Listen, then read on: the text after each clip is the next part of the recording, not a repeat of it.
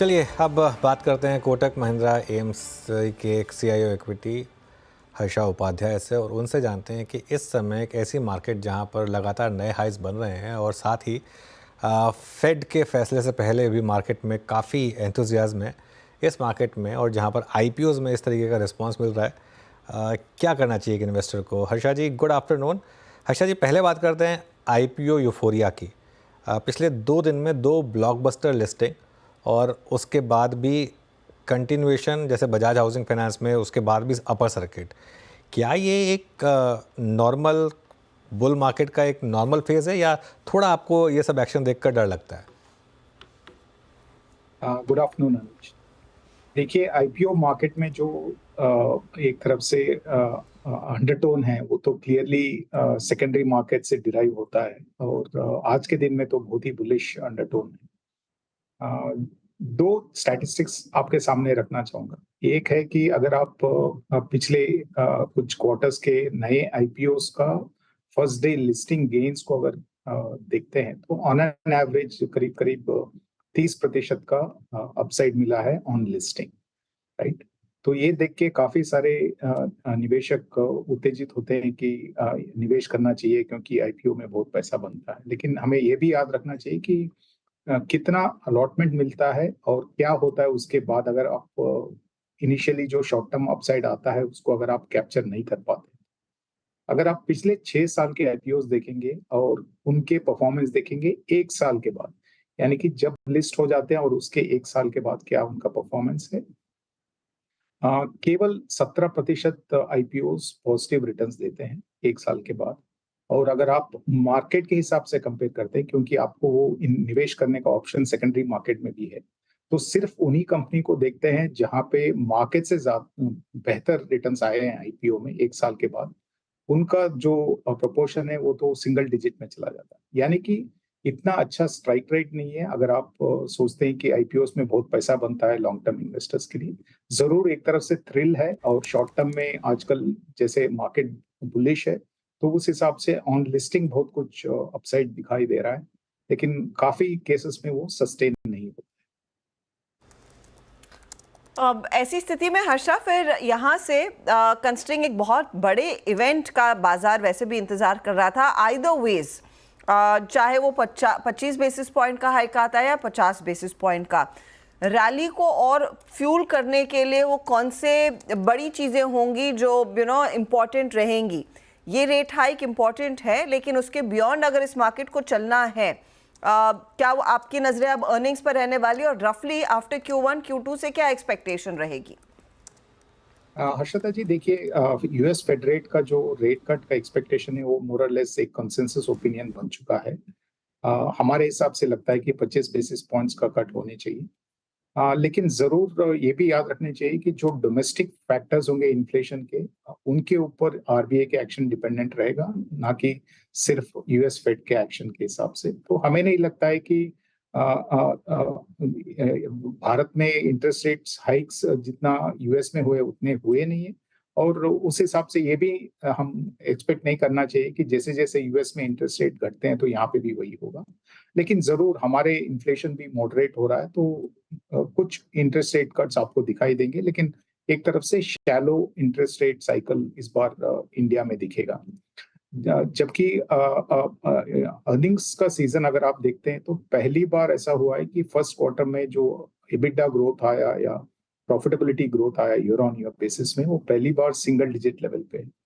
Covid disruption के बाद ये पहली बार ऐसा हुआ है जहां पे एक ही क्वार्टर में EBITDA ग्रोथ सिर्फ 5% रहा निफ्टी बास्केट का, और अगर आप प्रॉफिटेबिलिटी का ग्रोथ देखेंगे ईयर ऑन ईयर बेसिस पे वो सिर्फ 4% था।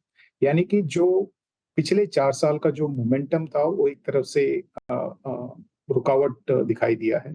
ये थोड़ा बहुत एक्सपेक्टेड भी था, लेकिन जितना एक्सपेक्टेड था उससे भी थोड़ा कम नंबर्स दिखाई दिए।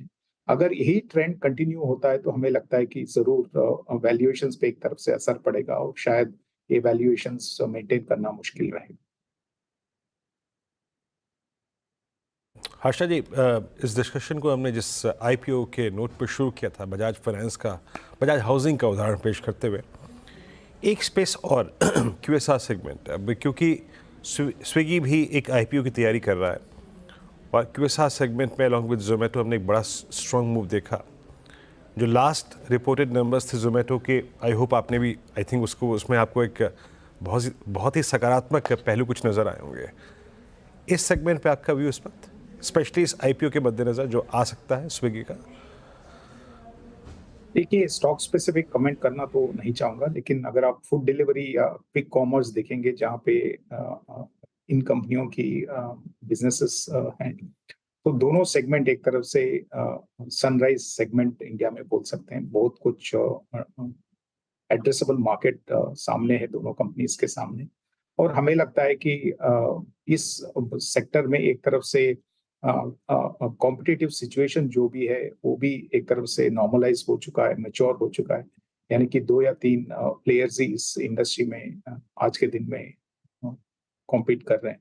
तो हमें लगता है कि जो नए बिजनेसेस है, इंटरनेट बेस्ड बिजनेसेस है, उसमें से शायद फूड डिलीवरी और क्विक कॉमर्स जो ऐसे 2 बिजनेस है जहाँ पे टोटल एड्रेसेबल मार्केट भी बहुत बड़ा है और एक तरफ से कंपटीशन भी मैच्योर हो चुका है। तो हमें लगता है कि यहाँ पे एक लॉन्ग टर्म निवेश होना चाहिए। ओके, बिल्कुल। अच्छा, बैंक्स, ये एक स्पेस थी जिसने काफ़ी अंडर परफॉर्म किया था। हालांकि पिछले 1 हफ्ते से लग रहा है कि थोड़ा ट्रैक्शन वापस आ रहा है लार्ज प्राइवेट बैंक्स में। यहाँ पर अब आपका क्या व्यू होगा? अनुज, देखिए, जो शॉर्ट टर्म हेडविंड्स हैं वो सभी को पता है, सभी ने डिस्कस किए हुए हैं। लेकिन हमें लगता है कि अगर कोई भी एक ऐसा सब सेगमेंट या सेक्टर होगा जहाँ पे वैल्यूएशन का कंफर्ट है आज के दिन में, जब पूरे के पूरे मार्केट में महंगा वैल्यूएशंस चल रहे हैं, तो वो जरूर लार्ज कैप बैंक्स हैं। तो उस हिसाब से हमें लगता है कि इवन दो शॉर्ट टर्म में काफी कुछ नेगेटिव हेडविंड्स हैं और शायद नैरेटिव नेगेटिव ही रहेगा, तो हमें नहीं लगता है कि इसमें और बहुत कुछ अंडर परफॉर्मेंस आएगा। तो एक तरफ से डिफेंसिव टिल्ट रखने के लिए पोर्टफोलियो में यहाँ पे निवेश जरूर सोचना चाहिए, और एक तरफ से पेशेंट इन्वेस्टिंग होना चाहिए। ऐसा नहीं है कि आज इन्वेस्ट किए और कल से वहां से आउट परफॉर्मेंस आ जाएगा। तो हमें लगता है कि अगले 1-2 क्वार्टर में कहीं ना कहीं इस सेक्टर से आउट परफॉर्मेंस आना स्टार्ट होना चाहिए। हर्षा, हम कुछ देर पहले बात कर रहे थे उस फेस्टिव डिमांड की। क्लियरली इंडियन होटल जैसी कंपनियां और मैनेजमेंट ने खुद इस मंच पर कहा है कि इस पर्टिकुलर सीजन में काफ़ी डिमांड रहेगी, क्योंकि अच्छी खासी आंकड़ा शादियों का रहने वाला है और वो ऑफ कोर्स डिमांड फ्यूल करता है। लेकिन इसी के कॉन्टेक्स्ट में चाहे आप गाड़ियों की डिमांड देखें, अपैरल्स की डिमांड देखें, या फिर ट्रैवल की डिमांड देखें, वो कैसे प्ले आउट होती हुई दिखाई देगी? और कोई खास स्पेसिफिक स्टॉक या सेक्टर जिस पर आप लोग आजकल दाव लगा रहे हैं, जहां पर अपॉर्चुनिटीज बड़ी ग्रोथ की दिख रही है? देखिए, मोरलेस सभी कंज्यूमर डिस्क्रिशनरी सेगमेंट जो है वहाँ पे एक तरफ से सेकेंड हाफ ना सिर्फ वेडिंग सीजन की वजह से, बट फेस्टिव सीजन भी जो है वो भी अच्छे होने चाहिए। तो हमें लगता है कि ये सब क्षेत्र में डिमांड ट्रेंड्स स्ट्रांग होने चाहिए। उनमें से सिर्फ पैसेंजर व्हीकल्स में अभी तक कुछ खास डिमांड इंप्रूवमेंट दिखाई नहीं दिया। इनफैक्ट उल्टा ही हुआ है, जहाँ पे डिस्काउंट्स बढ़ चुके हैं और इन्वेंट्री बढ़ चुका है। लेकिन अगर आप पैसेंजर व्हीकल्स को एक बार के लिए हटा देते हैं तो बाकी सभी कंज्यूमर डिस्क्रिशनरी सेगमेंट जो है, आप ट्रैवलिंग ले लीजिए, ज्वेलरी सेल्स ले लीजिए, या 2 व्हीलर्स ले लीजिए, या वाइट गुड्स ले लीजिए, सभी क्षेत्रों में एक तरफ से अच्छे डिमांड ट्रेंड्स दिखाई दे रहे हैं। तो हमें लगता है कि वो और मजबूत होने चाहिए सेकेंड हाफ। ओके, अच्छा हर्षा जी, ये जो पैसेंजर व्हीकल सेगमेंट में, 2 व्हीलर्स तो नहीं बट पैसेंजर व्हीकल सेगमेंट में जो 5-7% का रिट्रेसमेंट आया है, कुछ स्टॉक्स में ज़्यादा रिट्रेसमेंट भी है, इससे क्या इसको बाय करना चाहिए? क्या ये जो फेस्टिवल सीजन से पहले ये जो इन्वेंट्रीज काफ़ी हाई हैं, डिस्काउंट्स, डीप डिस्काउंट्स हैं, उसके अगेंस्ट जो प्राइस डैमेज हमें स्टॉक्स में देखने को मिला है, क्या ये एक री एंट्री का वाजिब मौका दे रहा है? कुछ काउंटर्स में 5-7, कुछ काउंटर्स में 10-12% रिट्रेसमेंट है। हमें लगता है कि और थोड़ा अंडर परफॉर्मेंस आ सकता है इस क्षेत्र से, क्योंकि अगर आप फाइनेंशियल ईयर 23 और 24 देखेंगे, दोनों साल पैसेंजर व्हीकल इंडस्ट्री एक तरफ से आउट परफॉर्म किया था मार्केट को, क्योंकि अर्निंग्स सेगमेंट से मार्केट एवरेज अर्निंग्स ग्रोथ से बहुत बेहतर थे। ये पहली बार ऐसा हो रहा है जहाँ पे अर्निंग्स ग्रोथ भी मार्केट एवरेज अर्निंग्स ग्रोथ से कम रहेगा और शॉर्ट टर्म परफॉर्मेंस भी बहुत खास अच्छा था। इसके वजह से वहाँ पे एक तरफ से काफ़ी कुछ इन्वेस्टमेंट्स भी हैं निवेशकों का। और जैसे आपने बताया डिस्काउंट्स बढ़ चुके हैं, इन्वेंट्री बढ़ चुका है, तो होप्स तो यही है कि फेस्टिव सीज़न में थोड़ा बहुत जो इन्वेंट्री बिल्डअप हुआ है वो निकलना चाहिए और डिस्काउंट्स कम होने चाहिए। लेकिन हमें लगता है कि शायद वो नहीं हो पाएगा, तो उस हिसाब से शायद और अंडर परफॉर्मेंस देखने को मिल सकता है इस क्षेत्र से। चलिए तो हर्षा जी, एक और चीज़ आपसे पूछनी है, इस समय इस मार्केट में सबसे बड़ा रिस्क क्या है आपके हिसाब से? अनुज, सुनाई नहीं दिया। सबसे बड़ा रिस्क फैक्टर क्या है मार्केट में इस समय? अनुज, यही तो लगता है कि कॉम्प्लेसेंसी है, क्योंकि हर एक निवेशक को यही लगता है कि पिछले 4 साल में जो 30-35% रिटर्न्स आए हैं वो तो कंटिन्यू होते रहेंगे। एक तरफ से लीनियर मार्केट हो चुका है सबके एक्सपेक्टेशन के हिसाब से।